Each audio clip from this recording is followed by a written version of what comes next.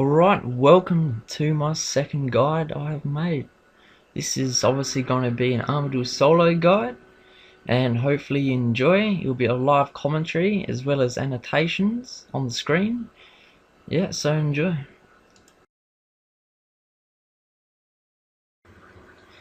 Pretty much with gear wise, just pick what you can afford.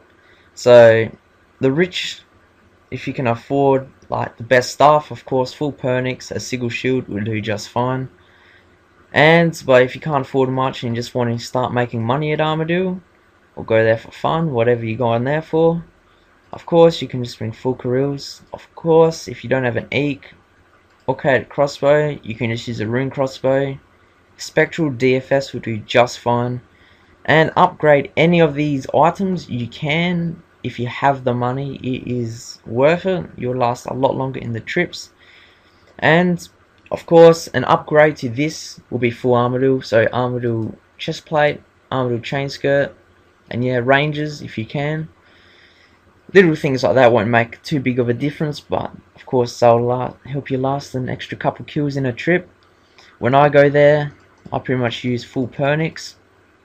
It helps a lot. The life point boost is just a bonus. I'll just show you.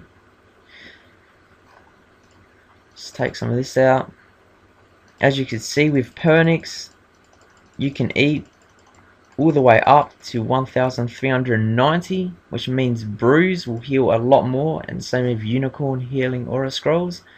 But don't worry, if you don't have this, Armadyl is just fine and is what most people use. So yeah, once you have this, I'll show you what to bring for your inventory. The inventory setup you choose to take will obviously depend on the gear you bring. If you just bring careers, there's another setup which I will show you later on.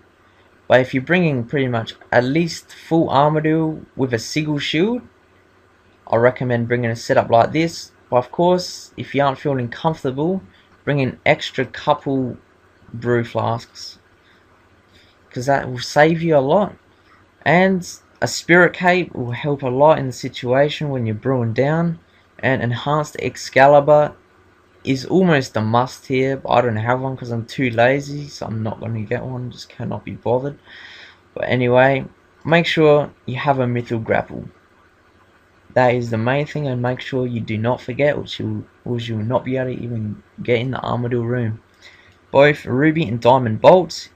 Halfway through the kill, you equip diamond bolts just to lower its defense and get the kill down quicker. And make sure you bring enough unicorns to suit your overloads, and remember healing aura scrolls. Now I'll get to the lower level setup. Alright, now this is the lower level inventory setup. As you can see, I'm wearing full careers, snakeskins. Of course you can sub out the Eek for anything else, like I said earlier. Alright, now ranging pots.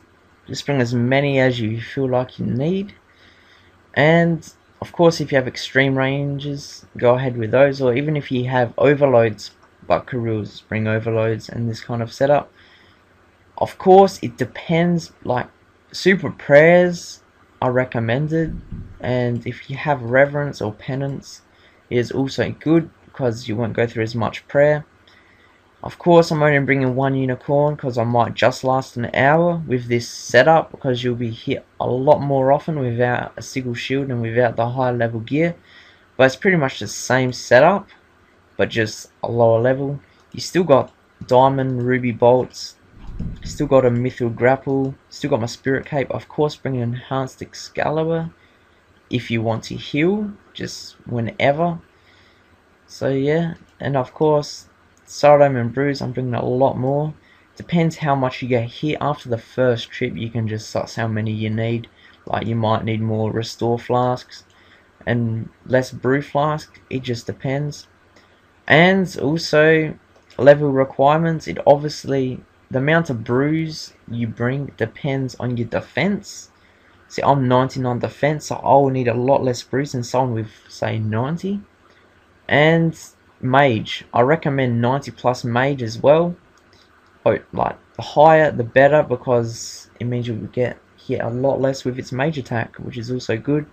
Of course, the higher range as well, 90, 95 plus range is recommended, and 90 plus hit points to stop you from getting comboed out is recommended. Alright, next I'll show you what to do and how to get to the kill count room if you don't already know. Alright, finally, before we go to God Wars, just to let you know, you'll be drinking brews to restores in the ratio of 3 to 1. So every 3 sips of brews, you'll take a restore plus a sip of ranging pot, just so you stay potted up to the maximum ability you can be. And yeah, of course I'm bringing more restores here. I think this setup's a bit dodgy. Take a couple less ranging pots and sub them out, and put them in. Put an extra couple brews or an extra couple restores in instead of them. But of course, if you just don't want to start off with a uni out and you want to either bring a yak or taunt, have a 3 to 1 ratio. That's really important, because if you don't, you could end up with a lot more brews than restores, or a lot more restores than brews. So just make sure you remember that. Alright, now that you've made it to Godwar's dungeon, I just bring a yak, some food, and prayer pots, so you can heal up and use prayer to get kill count. So pretty much just run south. For once you get there, make sure you have a mithril grapple. And where is it? Grapple the pillar with it.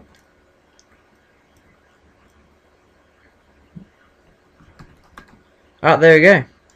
Then all you do is pretty much just attack the aviancies, these things up there. And once you get 40 kill count, I will see you then. Alright, if you had fun getting your 40 kill count. Now once you have your 40 kill count, time to get ready for the boss. So dismiss if you bring a familiar for prayer pots and food and whatever. Then overload or just range pot, whatever you're going to do. Heal up. Alright, once you're healed up, pray range. Any like rigor if you've got it. Protect item if you want to. I sure don't want to be dying. Equipped ruby bolts. And go in, and this is how you do a kill. Alright, now where is it? Make sure you keep attacking it. If you don't attack it, like if I just stand here like this, see it's mealing me, and that they hit constantly, so it's always good to like keep attacking it. So yeah, just continue with the kill. Shouldn't take too long.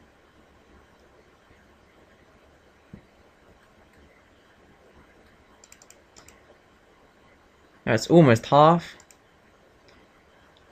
So that's another thing. Like, drink 1 sip of brew, then attack.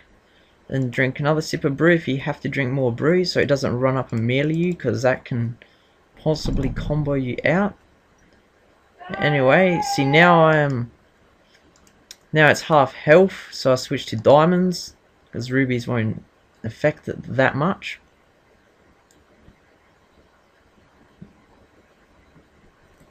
So I'm not getting hit that bad. It's pretty easy, just switch to the cape when you want to heal if you've got it.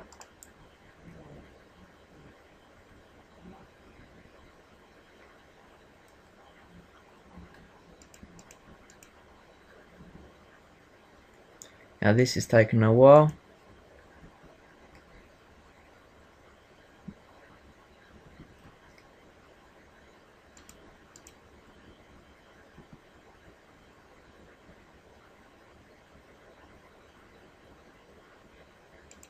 Come on. So I'm not hitting nothing. Finally. Alright.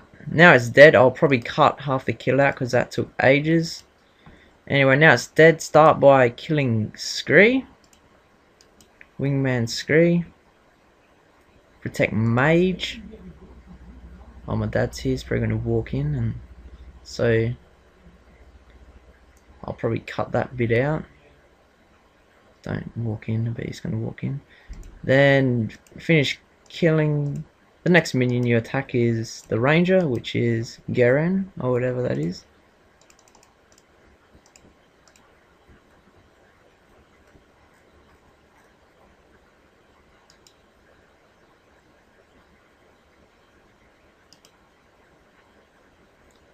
And once that's dead, continue with Amelia. Then once all the minions are dead, and you're not in combat, you can pray at this altar to renew your prayer, which is very useful, but you can't renew again until another 10 minutes. So you wait another 10 minutes till you can renew your prayer at the altar again. But it's always good to remember to do it every 10 minutes because it will save you a lot of prayer. See, now they're all dead, so just simply pray at the altar and you're done. So thanks for watching. Hopefully this guide helped. Oh, that's another thing.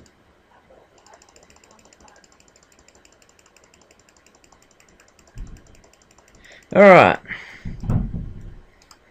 Keep praying mage on, you can die very easily. But anyway, so thanks for watching the guide. Hopefully it helped. Please comment, rate, subscribe to give me support, and hopefully I have other guides coming out soon. So see ya.